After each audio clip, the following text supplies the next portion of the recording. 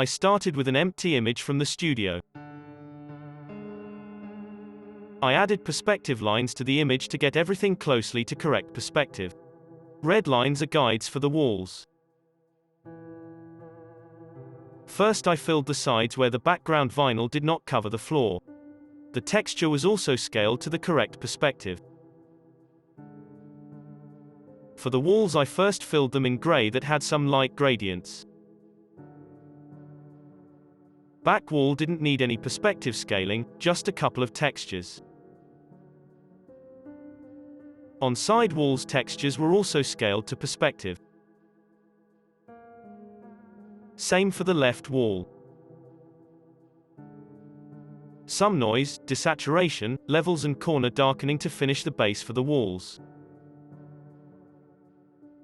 Starting the details. First the pipe and the leak.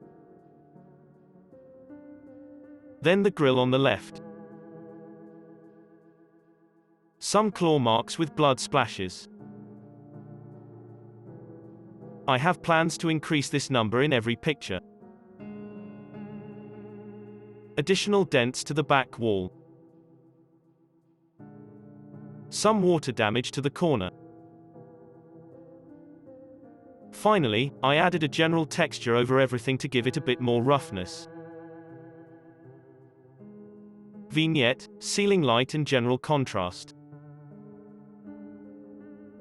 Color grading. Characters are loosely masked to empty studio shot which they blend nicely since it's the same setup. For me, it's important to get the real shadows since they are hard to make. A properly detailed mask is made for the room group to make the image.